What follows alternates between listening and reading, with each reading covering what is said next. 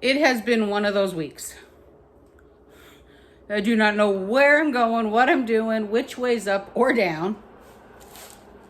I didn't even make the menu this week. I've been winging it. Today is my day off, my only day off this week. There's so many things I should be doing. I'm gonna cook. And the first thing I'm gonna cook, bacon cheddar bread. And you can't stop me. Alrighty, first things first, we need crispy bacon. Now, if I had thought about this, of course the bacon would have been out of the freezer. Slightly thawed out and a really sharp knife. That's all we need. I actually find it really easy to... I'm going to start that sentence again. I actually find it a lot easier to cut up when it is still a little bit frozen. Now the rest of that, it is still thawing out. I'm just going to put it in the fridge, guys, because we'll use it for sandwiches. Okay, all cleaned up. I'm going to let this go low and slow until it's all rendered out, crispy and tasty, and it already smells good. I just used the basic Fleischmann's recipe. I pulled it up. Again, it's fleischmannyeast.com. So, nice and easy. I'll link it for you again below because, like I said, it's a super easy recipe. So first things first, we have to bloom our yeast. So half a cup of warm water, which might be, no, that's actually perfect. We need a tablespoon of sugar. Sorry, teaspoon of sugar, because I can't read. Because yeast likes sugar to eat.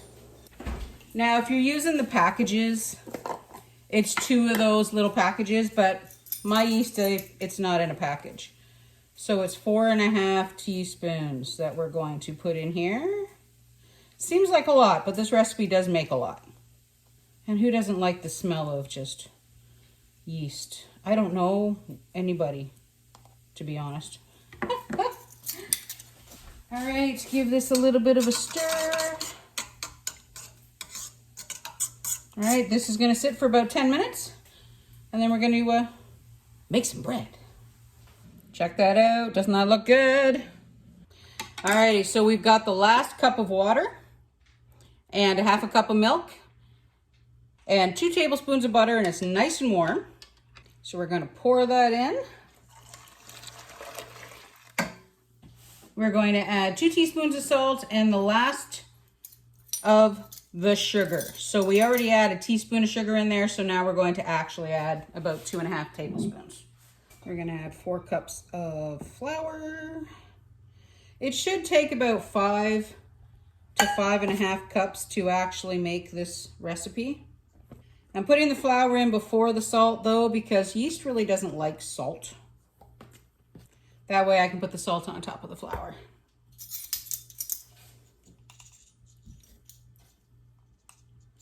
So this is where the bacon in our bacon cheddar bread comes from. So I cooked the bacon and I actually put it in the freezer after I, took all the grease off, just to get it nice and cold. So one thing, if you're gonna make cheddar bacon bread, don't get the bacon super, super crispy, just crispy. If you make it really super crispy, then it just breaks apart when you do this, and then it just doesn't look good. Probably still tastes good. Okay.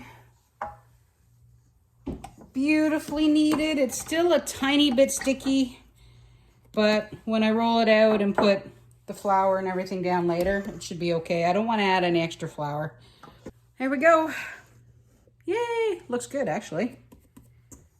It's not super sticky. It sticks to the bowl a tiny bit, but that's okay. The flour might be off a tiny bit, but if I put more flour in it, it's just gonna over knead and then it won't proof and it won't be nice. I'm gonna put a wet towel over this, and then I'm thinking I'm gonna do another baking adventure today because, like I said, I'm in the mood to cook. Are we ready? It's bread reveal time. Oh, that looks good. Rolling pin. Flour. All right, Now comes the fun part. Look how fluffy that is. Oh, that's beautiful. All right. Let me put a tiny bit of flour down first because I don't want it to stick that much. Just a little bit.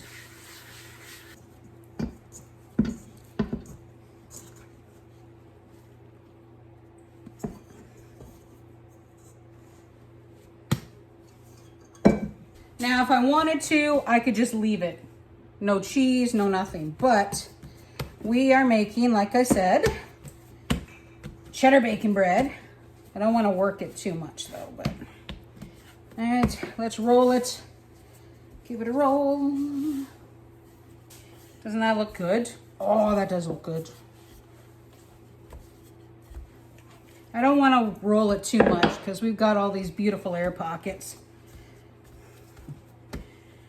And then from here, it's just this. Just put some cheese in. There we go. Time to roll it up. I'm gonna roll it really, really as tight as I can get it. Many spirals as we can.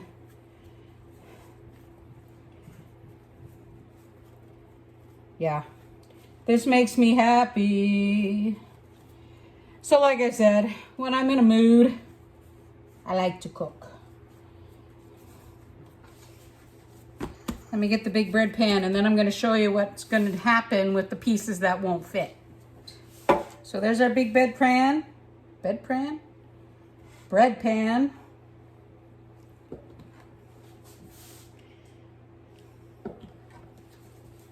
This guy will go in here and he is going to happily rise for a little while. Put our wet cloth back over. Now these guys, we're gonna make some buns. Okay, so here's what's left. So I'm gonna slice these about an inch like that. And then, you ready? We're just gonna squish them and stretch them. They're not the biggest buns when you do this, but for me, it works out great. We use them for breakfast sandwiches, anything like that. If you wanted bigger buns though, just put two together. And of course, I'm reusing a little bit of parchment paper from when I made pizza. I'll usually use parchment paper 2 or 3 times because I don't like to just use it once. No waste. These are gonna rise and be happy for a little while. Then we'll bake them off. And the rest of the cheese, this is going into tomorrow's dinner. I found a really cool looking rhubarb recipe and I'll link it below for you so you can see it. But it's rhubarb oat muffins with this cinnamon butter crumble on top. And they looked great. So we're gonna make this. We have butter. I have everything that we need, including turbinado sugar. All right, let's see if we can figure this one out. Okay, 1/4 cup of butter. Now it says cut it into 1/4 inch pieces. I'm just gonna use the pastry blender. 2 tablespoons of brown sugar, 1/4 cup of flour, and a teaspoon of ground cinnamon, and a 1/4 cup of old-fashioned oats.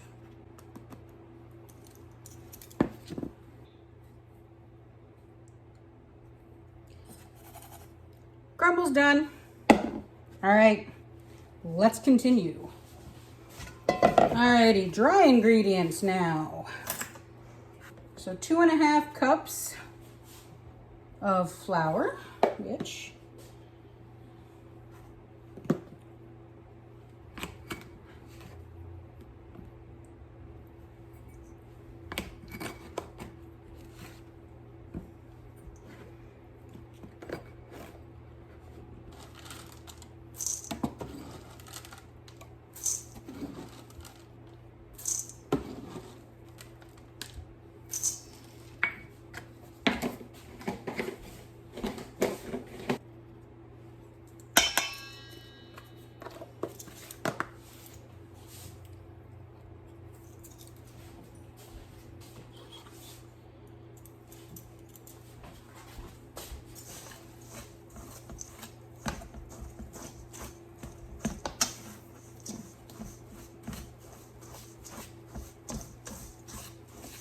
Well, that's the dry ingredients done. So far, it actually seems like a pretty basic recipe. The wet ingredients, though, are a little bit different. So I'm gonna chop up our rhubarb first, and then we'll put this part together.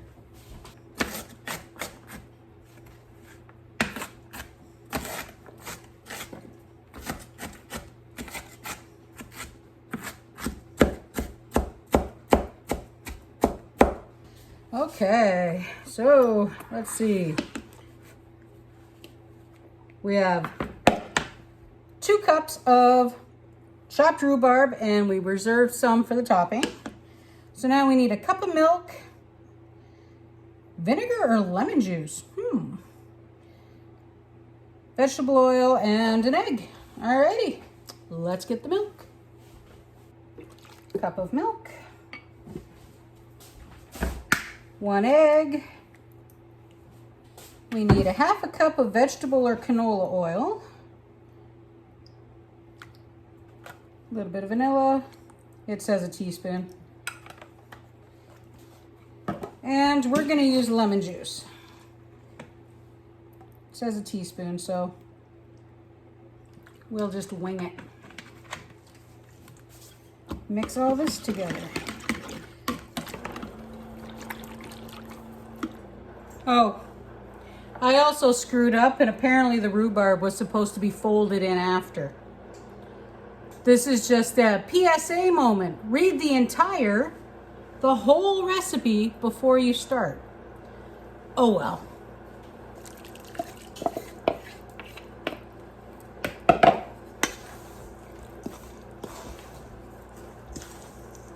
Well, even if you screw up, it still comes out right. Now it says fill them to about 1/2 to 2/3. So not quite a big full scoop. This recipe apparently makes 24 muffins. So let's see. Now these are also slightly smaller muffins. I guess we'll find out. I only have 1 muffin pan though, so I'll be making 2 batches. All right, and it is topped with rhubarb. So just put a little bit on each and crumble. I just realized I didn't put the turbinado sugar in the crumble. So I guess we'll be doing that too. Obviously, a 1/4 cup is not enough rhubarb for the whole thing. You know, these aren't really that much different than the blueberry muffins that we make with the crumble on top. This crumble is just a little got more cinnamon and stuff to it. So, yeah. Alrighty, let's bake the first batch. How long do we bake it? I like this recipe. I like finding new recipes. 20 to 25 minutes, and we have to rotate the pan halfway through. All right, let's bake these off. I'm gonna finish these out, and then I'll show you how they look. So I got thinking, even though tomorrow is my day off again, and I normally cook, I'm not gonna have time. So I'm cooking today. Why not make dinner for tomorrow too? I mean, I still don't know what I'm doing tonight. I took some ground beef out. No idea what I'm gonna do with it. But tomorrow night, why not make a bacon quiche? I mean, why not? I've got the bacon. So, and of course, some of the bacon I am gonna make a sandwich because, you know, I like bacon sandwiches. All right, toss all these in there. All right, let's get this bacon started, and then we'll get the Brussels sprouts sorted. Yeah, these are the last of the Brussels sprouts. That's okay. So when we do Brussels sprouts, we roast them usually. But I usually always roast them with onions and bacon. So the first time I ever made a Brussels sprout quiche, we just kind of did it the same way. The only difference is now I cut up the Brussels sprouts. Now, if you don't like Brussels sprouts, don't make a Brussels sprout quiche. I like Brussels sprouts. My mother, she hates Brussels sprouts. Now, of course, these are frozen, so when they get in there with the fat and stuff in the bacon, it's gonna splatter. So just be careful if you guys do this. But it doesn't splatter so much if you just slice up fresh Brussels sprouts, of course, because you're not gonna have all the water.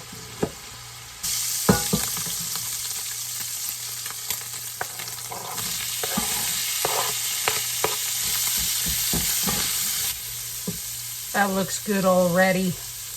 And it smells good too.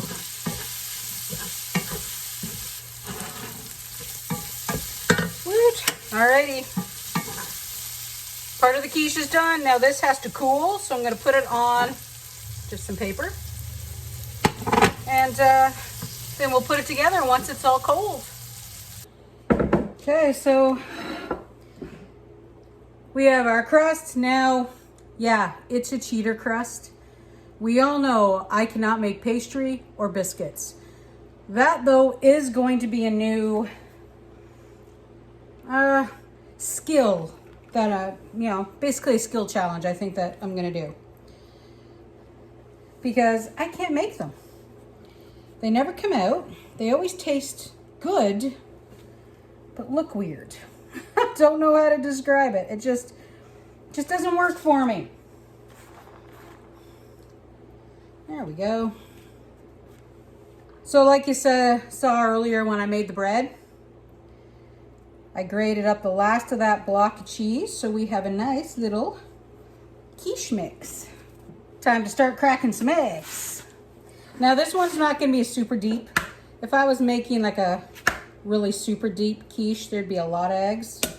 Helps if I know how to crack an egg. I'll probably use about 6.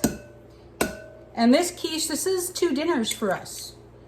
So we'll have some veggies on the side. And basically this quiche will be cut into 4. So, I mean, for us, 6 eggs, 4 dinners, not so bad.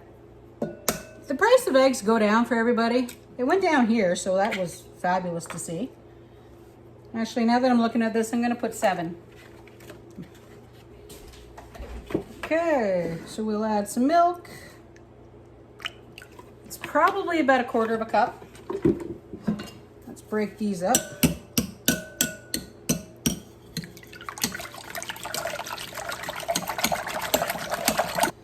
Alrighty, so we're gonna put some salt and pepper. Not a lot of salt because we're using bacon, don't forget. So just a pinch. A little bit of oregano because, I don't know, for some reason lately I've been on an oregano kick. And some shaker Parmesan cheese. The other reason why we're only adding a little bit of salt.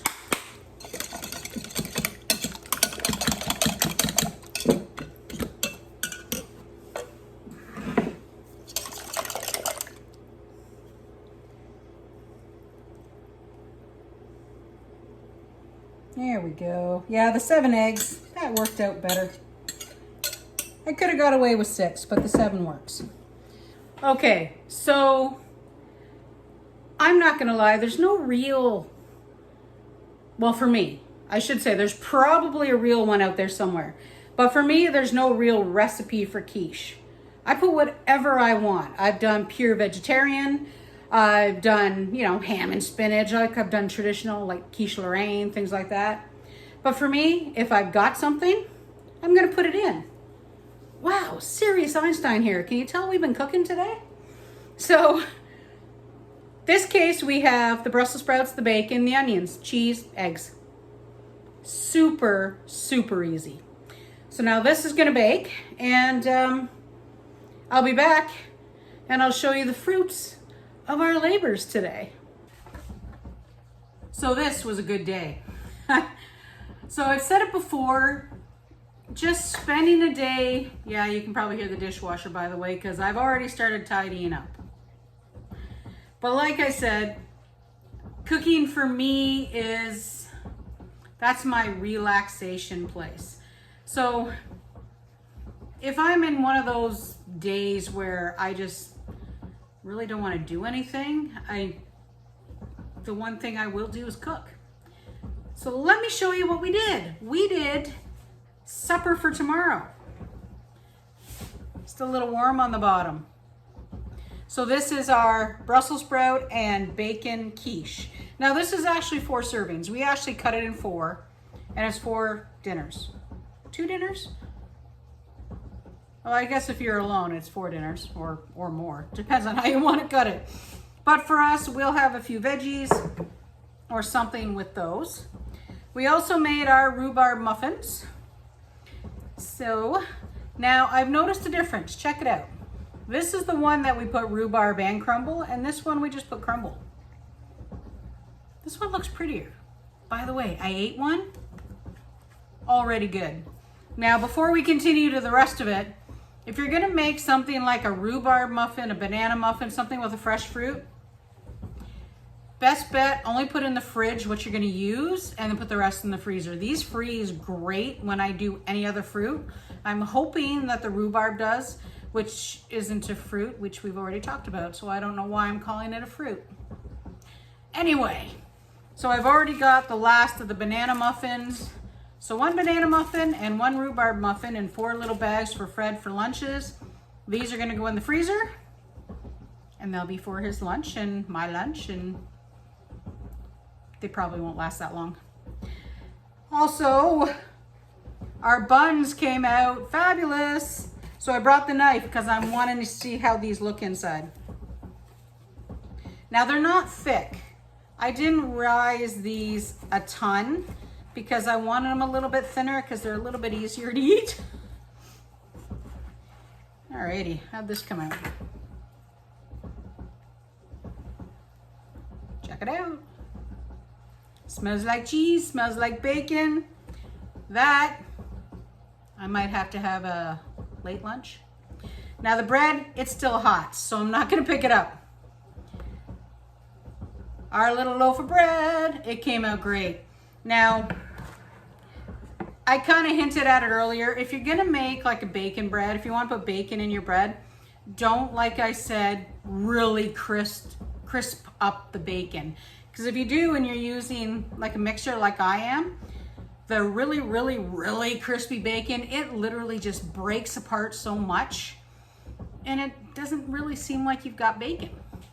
And then of course, if you roll it carefully out and then sprinkle the cheese in, oh, it comes out great. The last thing we made today, which I didn't show you, is I finally figured out what to do with that spaghetti sauce. I gave that away because I said spaghetti sauce. I meant ground beef. We made spaghetti sauce. Now that's a lot of sauce for 2 people, but because we already didn't make a dinner plan for the week because it's just been one of those weeks, we'll have spaghetti tonight because Fred likes spaghetti, so why not? And the rest, we'll turn it into a quick little chili. So yeah, this is what I do when I'm just in the mood to cook. Get an idea in my head and run with it. So, alrighty guys, so thanks for coming out. I really, really appreciate each and every one of you. If you want to check out another video, click right there. That's our 5 meals with 1 chicken. Hope you like it, and go ahead, click that like button, hit that subscribe button.